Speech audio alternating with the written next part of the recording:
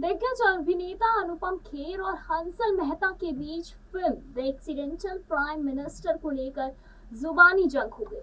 ये जुबानी जंग मेहता के एक पत्रकार के पोस्ट पर सहमति जताने के बाद शुरू हुई, जिसमें कहा यह गया था कि 2019 में प्रदर्शित हुई राजनीतिक ड्रामा फिल्म पूर्व प्रधानमंत्री मनमोहन सिंह के बारे में झूठ से भरी हुई थी। भारत में आर्थिक सुधारों के जनक कहे जाने वाले मनमोहन सिंह का बृहस्पतिवार यानी कि दिल्ली के अखिल भारतीय आयुर्विज्ञान संस्थान यानी कि एम्स में 92 वर्ष की आयु में निधन हो गया।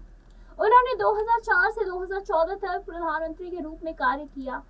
खैर, बताते चले, अनुपम खेर और मेहता के बीच ये जुबानी जंग वरिष्ठ पत्रकार वीर संघवी की एक पोस्ट के बाद शुरू हुई। संघवी ने शुक्रवार को film The Accidental Prime Minister को अब तक की सबसे खराब हिंदी फिल्मों में से एक करार दिया।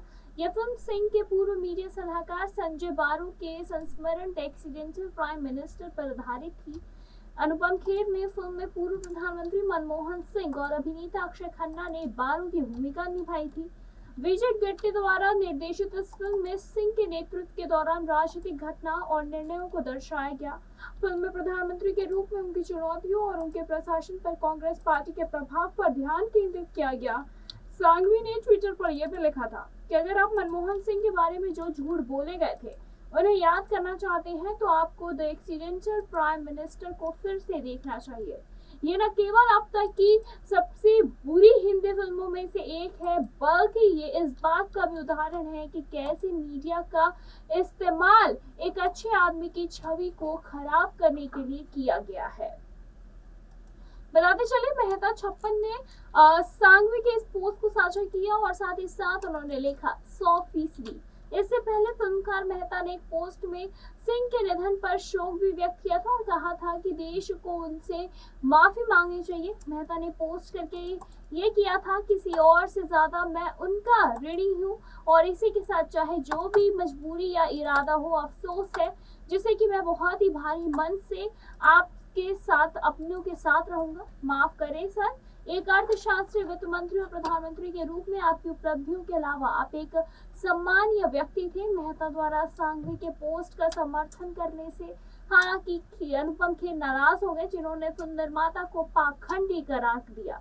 उन्होंने ये भी बताया है कि मेहता ने फिल्म के क्रिएटिव डायरेक्टर के रूप में काम किया और इसी के साथ ही अनुपम खेर ने आगे ये भी कहा कि इन सब में पाखंडी वीर सांघवी नहीं है। उन्हें किसी फिल्म को नापसंद करने की आजादी है, लेकिन Hansal Mehta film The Accidental Prime minister के एक क्रिएटिव डायरेक्टर थे जो कि इंग्लैंड में फिल्म की पूरी शूटिंग के दौरान मौजूद थे।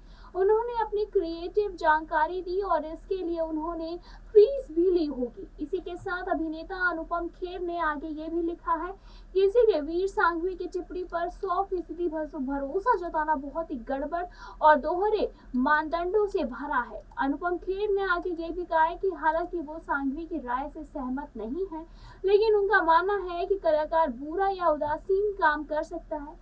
उन्होंने आगे ये भी कहा, लेकिन हमें इसे अपनाना चाहिए और हंसल मेहता की तरह नहीं, जो लोगों के एक खास वर्ग को खुश करने की कोशिश कर रहे हैं।